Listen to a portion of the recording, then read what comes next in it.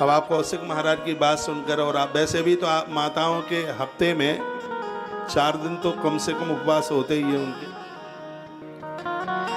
एक महीने में 4 दिन रोटी खाने को मिल जाए तो बहुत बड़ी बात है।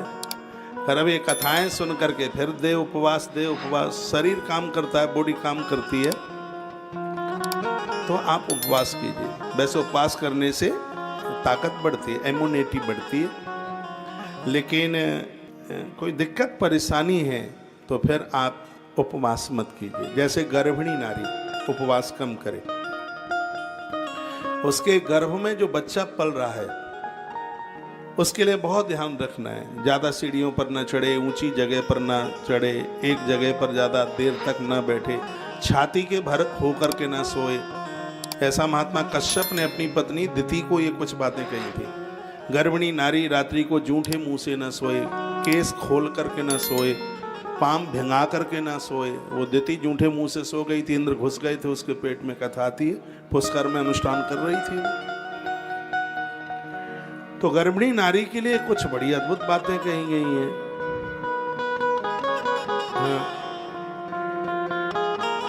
तो व्रत, उपवास, इन सब का बड़ा प्रभाव है। ऐसा नहीं है कि मीठा खाने से ही डायबिटीज होती है, भूखे रहने से भी डायबिटीज हो जाती है। आप पूरा दिन भर काम में लगी रहती हैं, नाश्ता 2 बजे करती हैं, भोजन तो छूट ही जाता है, घर के काम ही इतने होते हैं। खूब खाओ पियो, पति जावे ऑफिस लग जाए काम में, पहले खूब आलती पालती मार के 5-4 पराठे सटकाई दो और काम बाद में।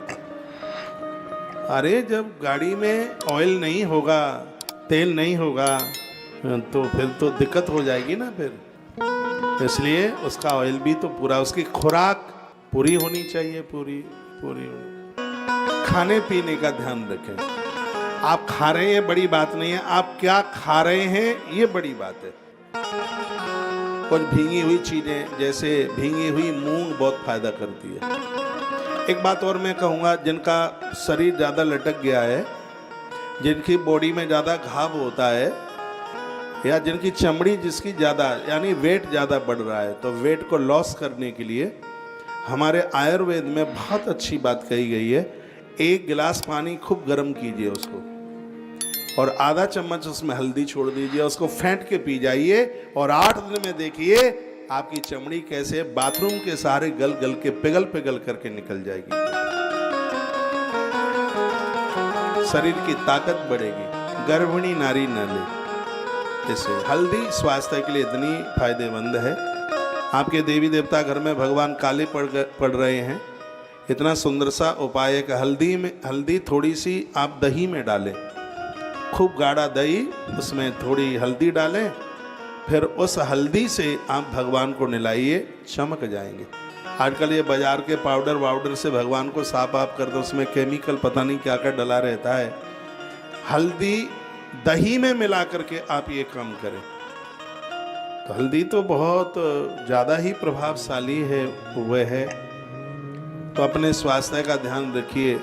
तो उपवास, ध्यान, जप और दान, इन 4 की बड़ी विशेषता। ध्यान रखना, ध्यान करने से मानसिक पाप समाप्त होते हैं, जप करने से वाचिक पाप जो वाणी से हुए हैं वो पाप समाप्त होते हैं, व्रत करने से शारीरिक अपराध समाप्त होते हैं, और दान करने से धन कमाने वाले अपराध हैं वो समाप्त हो जाते हैं।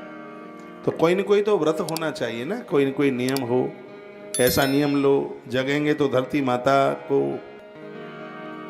रोज प्रणाम करेंगे। ये भी नियम ले सकते हैं कि चाय दिन में 1 ही बार पिएंगे, ये भी नियम ले सकते हैं। भोर में जल्दी जागेंगे, नियम ले सकते हैं। धरती माता को प्रणाम करेंगे, ये भी नियम ले सकते हैं। सास माँ से कभी नहीं लड़ेंगे, ये भी नियम ले सकते हैं। बहू को बेटी मानेंगे, ये भी नियम ले सकते हैं। भगवान की कथाएं रोज सुनेंगे, ये भी नियम ले सकते हैं। महादेव पर बेल पत्री चढ़ाएंगे, ये भी नियम ले